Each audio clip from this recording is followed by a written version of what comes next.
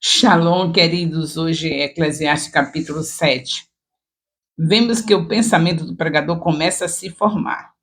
Apesar de muitos questionamentos ainda existirem, de muitos conceitos que nos parecem estranhos, ele começa a chegar a algumas conclusões importantes.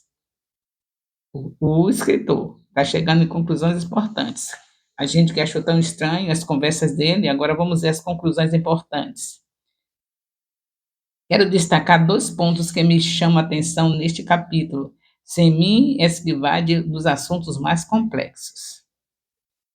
Antes de entrar nos assuntos deste capítulo, chamou minha atenção a semelhança dos primeiros versículos com a maneira como Salomão escreveu alguns provérbios, meditações simples, contrastando 2 pontos de vista que nós vamos ver. Versículo 1 do capítulo 7. Melhor é a boa fama do que o melhor unguento, e o dia da morte do que o dia do nascimento de alguém. Vejam só, o homem é sábio mesmo. Não podia negar que foi Salomão. Porque, olha aí, melhor é a boa fama do que o melhor unguento. E o dia da morte do que o dia do nascimento. Vamos ver isso? O estilo do texto muito semelhante a diversos outros textos escritos por Salomão em Provérbios. Veja esse exemplo. Provérbios 17:1. É melhor um bocado seco e com ele tranquilidade do que a casa cheia e das iguarias com desavença. Está vendo o estilo parecido? Em Provérbios 17, como ele fala, e em Eclesiastes 7, como ele fala? Eclesiastes 7:1. Já viu aqui? Melhor a boa fama do que o melhor unguento, e o dia da morte do que o dia do nascimento. Eclesiastes 7:1, que é o capítulo que estamos estudando. E agora, no Provérbio 17, que nós já estudamos, que a gente considera que foi Salomão que escreveu Provérbios e que escreveu o Eclesiastes. E agora, como ele fala, tudo parecido, né? É melhor um bocado seco e com ele a tranquilidade, do que a casa cheia de iguarias e com brigas, com confusões. Esse pode ser mais um indicativo da autoria do livro, apesar de não comprovar essa teoria. Esse capítulo começa com esta reflexão, com uma reflexão sobre o momento da perda, o momento do luto. Melhor é a boa fama do que melhor unguento, e o dia da morte do que o dia do nascimento. Melhor é a casa onde há luto do que ir à casa onde há banquete, porque naquela está o fim de todos os homens, na casa do luto está o fim de todos os homens, e os vivos aplicam seu coração. Melhor é a mágoa do que o riso, porque com a tristeza do rosto se faz o melhor coração. Não é verdade, queridos? Quando a gente está triste, abatido com um sofrimento, o coração da gente vai começando, se for realmente um escolhido de Deus, ele vai ter o coração assim maleável, para saber por que está sofrendo, para pedir perdão a Deus por aquilo que ofendeu a Deus. Quando Deus mostrar que não foi nada disso, ele vai se regozijar sabendo que está aprovado. Aqui é tudo sabedoria, queridos. O homem, mesmo depois que perdeu a sabedoria, deixou esse livro para a gente não cometer os mesmos erros que ele cometeu e aprender mais algumas coisinhas que ninguém poderia saber senão um homem sábio, com a sabedoria que Deus deu. A sabedoria que vem dos céus. E nós, com o Espírito Santo, não podemos ser diferente. Ou você acha que você pode ser menos sábio ou menos sábio do que Salomão? Só se quiser. Porque Jesus pagou o preço para você viver com a sabedoria 24 horas por dia. Ele nunca se aparta de nós. Onde você vai, você perguntou para ele? Se perguntar, você vai ver que sua vida será bem-sucedida, terá prosperidade suficiente para glorificar o nome do Senhor, porque você consulta a sabedoria constantemente, ela está à sua disposição. Jesus pagou o preço, o Espírito Santo em nós. Essa é uma conclusão fácil da maioria de nós nos conectarmos. Afinal, quando vamos para uma festa ou para um lugar onde existe muita alegria, ficamos envolvidos por aquilo Nesse momento, aproveitamos as belezas da vida e podemos até mesmo acreditar que a vida é isso, aproveitar os momentos bons e só. Você já experimentou isso? Toda pessoa que ainda que não nasceu já no lar cristão, e que é aquele que nasceu no lar cristão e não participou das coisas do mundo, não vai entender isso, mas a gente que passou pelo mundo sabe muito bem que quando está em uma festinha, eu não participei do mundo de uma maneira total, porque eu aceitei Jesus com 7 anos, mas infelizmente eu não fiquei assim tão firme, né? Porque só depois dos 17 foi que eu reconciliei, mas antes disso, eu fiquei aquele tipo de crente que se a amiguinha dissesse, vamos aqui num aniversáriozinho, que a gente sabia que aquele aniversário tinha bebidas, aí eu ia junto, ia para aquele aniversário, aquela festinha.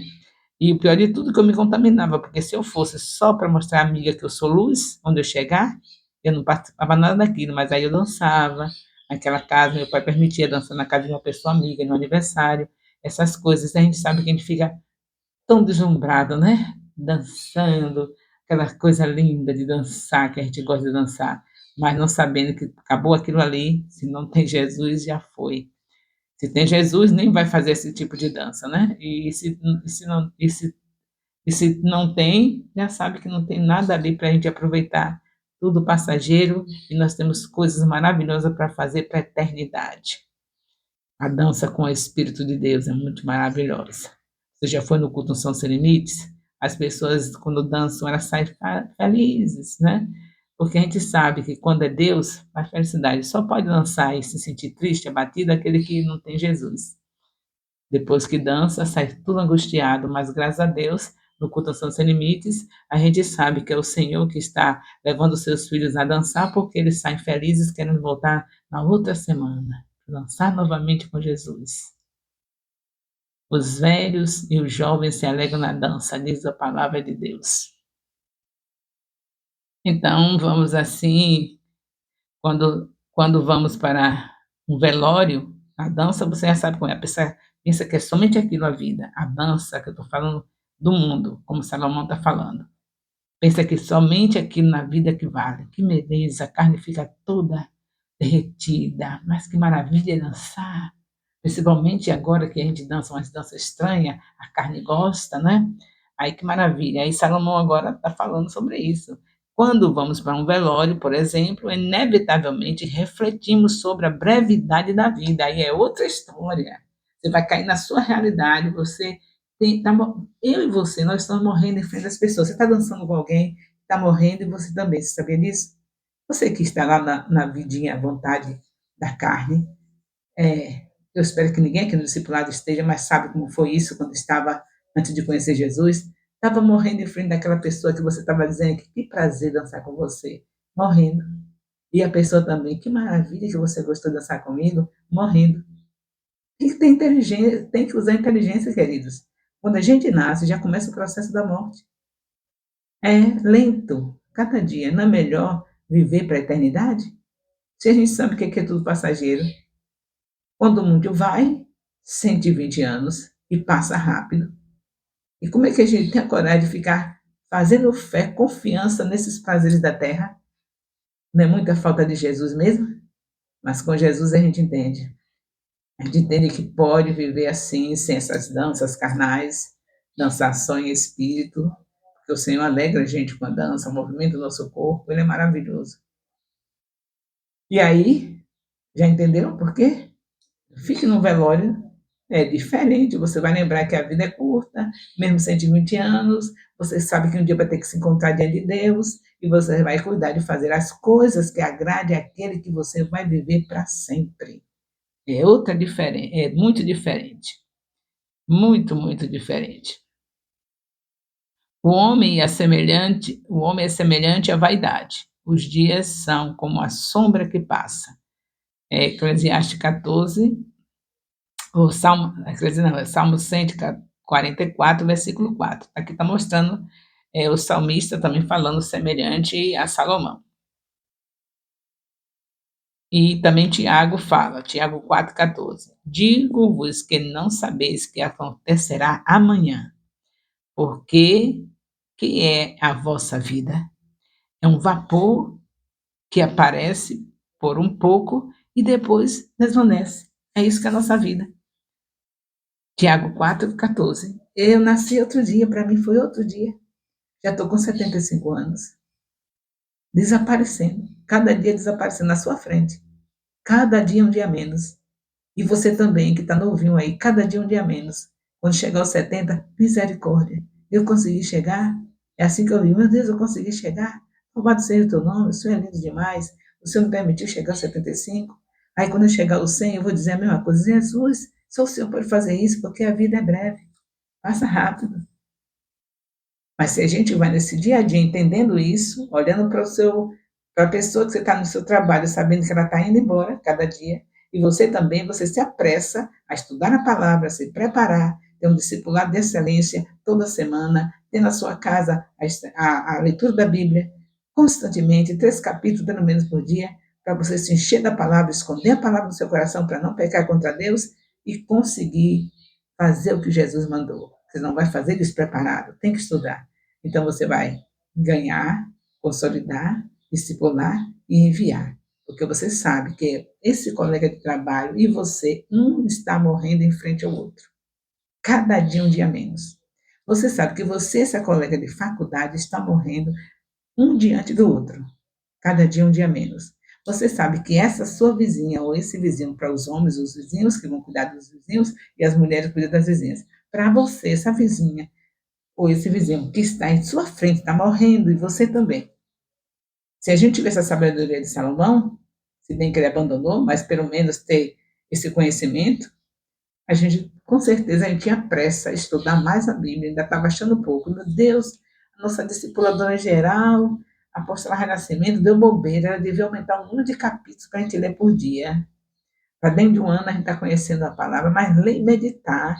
Ela está mandando ler, tem gente que não está entendendo, está somente lendo, é para meditar também. Se você estiver entendendo o que Deus está falando, você com certeza vai agradecer a Deus pelo Espírito Santo tomar essa senhora de 75 anos nesse Ministério Apostólico Internacional Filho de Jerusalém, para botar você para ler Bíblia todos os dias.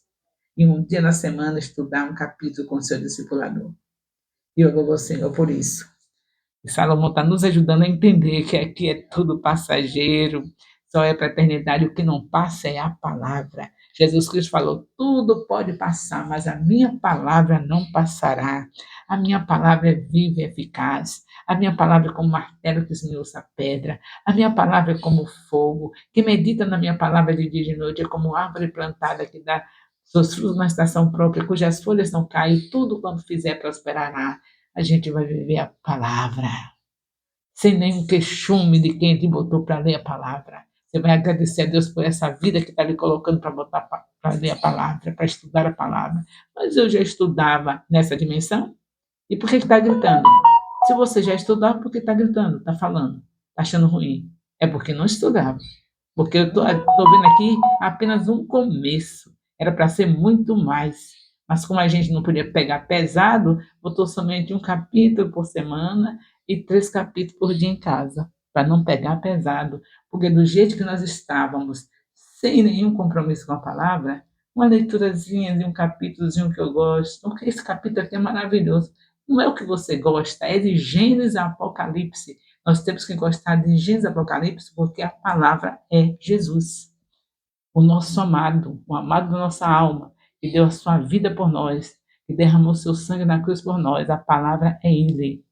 Então, louvado seja Deus pela sabedoria do Senhor dentro de nós, o Espírito Santo. Aleluia. O amor de Deus, nosso Pai, a graça salvadora do nosso Senhor Jesus Cristo, a comunhão do Espírito Santo, seja com todos os discipuladores e discípulos do Ministério Apostólico Internacional, Filhos de Jerusalém, desde agora e para sempre. Amém.